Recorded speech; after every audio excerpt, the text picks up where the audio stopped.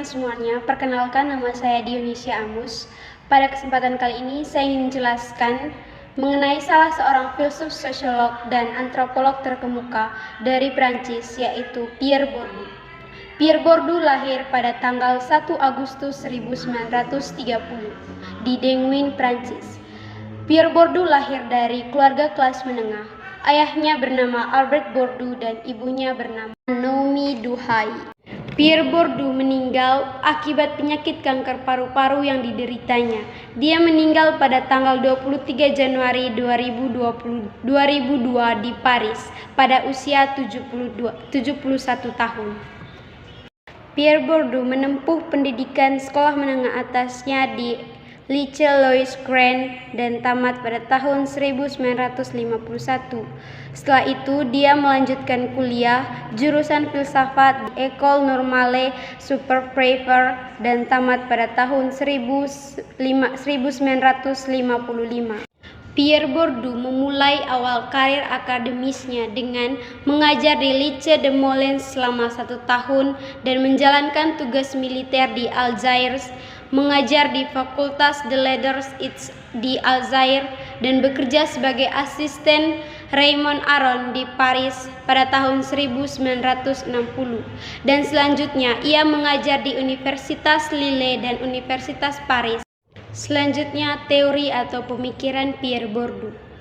Teori dan pemikiran Bourdieu banyak digunakan dalam cultural studies.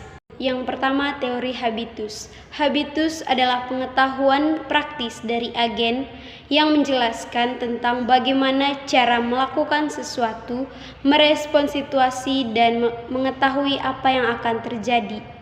Habitus juga merupakan ilmu pengetahuan yang tidak kita sadari bahwa itu menjelaskan tentang beberapa tindakan yang kita lakukan, terdiri dari cara berjalan, makan atau berbicara hingga kategorisasi politik seperti kelas, kelompok, usia, dan jenis kelamin.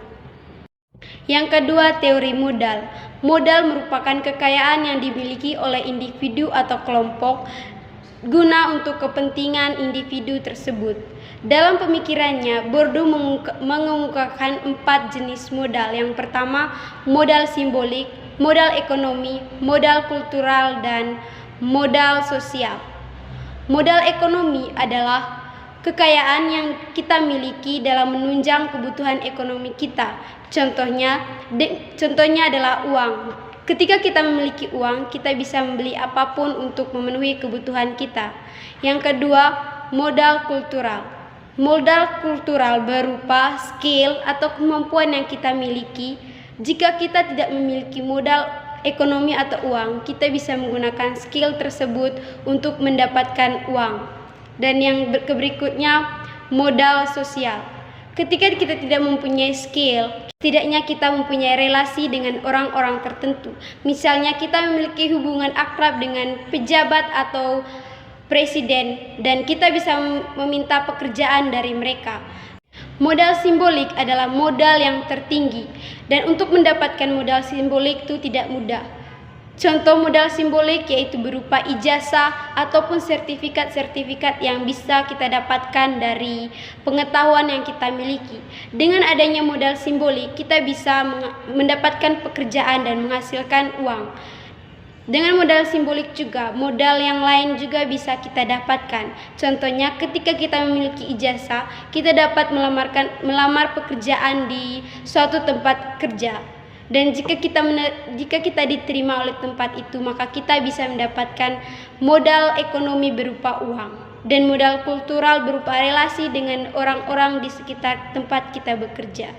Selanjutnya adalah teori ranah dan praktik. Pierre Bourdieu membayangkan masyarakat sebagai semacam sistem ranah, arena, atau lapangan yang memiliki berbagai daya yang saling ditarik-menarik. Pertama, ranah perjuangan, dan yang kedua, ranah perjuangan sosial. Ranah perjuangan juga dipahami sebagai ranah kekuatan yang merupakan tempat perjuangan antara individu dan antara kelompok dan kelompok. Sedangkan ranah perjuangan sosial merupakan hasil proses otonomisasi yang berlangsung lama dan panjang merupakan permainan yang ada pada dirinya sendiri. Pierre Bourdieu membayangkan masyarakat sebagai semacam sistem ranah, arena, atau lapangan yang memiliki berbagai daya yang saling tarik-menarik dalam sebuah wilayah. Baik teman-teman, sekian penjelasan dari saya mengenai Pierre Bourdieu. Terima kasih.